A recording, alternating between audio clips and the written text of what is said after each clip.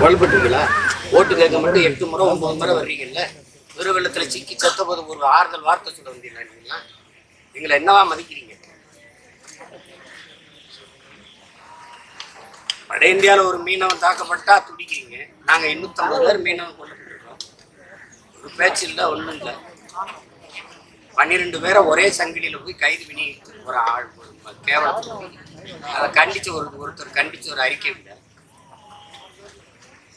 இதுக்கு ஒற்றை கட்சி ஆட்சி முறை ஒழிக்காம மாநில உரிமைகளை எப்படி மீட்பீங்க சொல்லுங்க? என்ன உரிமை இருக்குது? என்ன உரிமை இருக்குது? எனக்கு கல்வி இருக்குதா, மருத்துவம் இருக்குதா, மின் உற்பத்தி விநியோகம் இருக்குதா, ஏதாவது இருக்குதா? சாலைக்கு பேர் தேசிய நெடுஞ்சாலை, குறுக்க கட்டையை போட்டு வசூலிக்கிறவன் யாரு? தனியார் முதலாளி. ரோட்டை குறுபோட்டு வித்துட்டா நாட்டையும் குறுபோட்டு வித்துக்கிட்டு இதுக்கு ஒரு கட்சி, ஒரு ஆட்சி, எல்லாம் தனியார் மயப்படுத்தி தனியார் வளர்வதுதான் தேசத்தின் வளர்ச்சியின் கட்டமைக்கிறத எப்படி நீங்க இருப்பீங்க?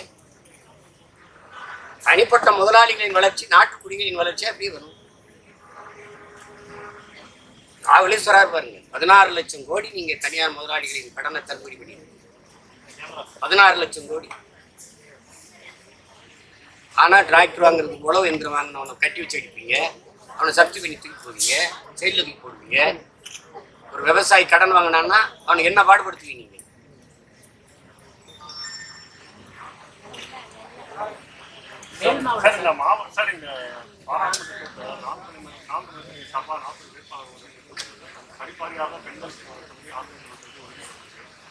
திராவிட வச்சிருக்கிற இஸ்லாமிய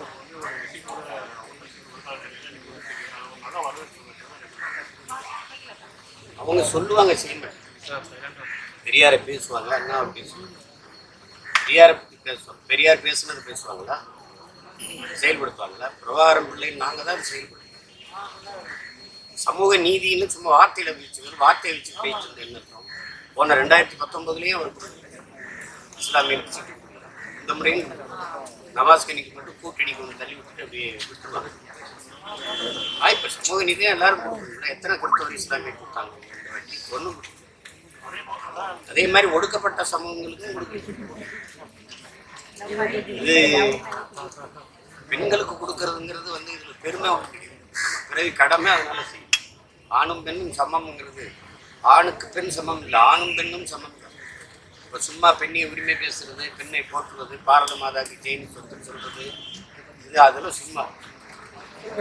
அந்த காலத்திலிருந்து பெண்ணடிமை செய்து மட்டும் பேசும் திருநாட்டில் மண்ணடிமை தீர்ந்து வருதல் முயல் கொம்பேங்கிறான் புரட்சிப்பாங்க. எங்க தலைவர் பெண் விடுதலை இல்லைன்னா மண் விடுதலை இல்லைங்கிறது. நான் யாருக்கு கொடுப்பேன்? எங்க அக்காவுக்கு, என் தங்கச்சிக்கு, எங்க அம்மாவுக்கு. இந்த உணர்வு இருந்தால்தான் சமூக நீதியை நிலைநாட்ட முடியும்.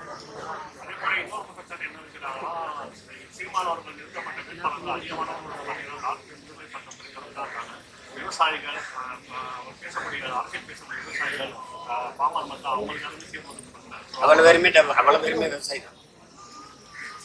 நீங்க டாக்டர்னா எங்க அப்பா கார்மேன் தான். எவ்வளவு விவசாயம் பார்த்து பாருங்க.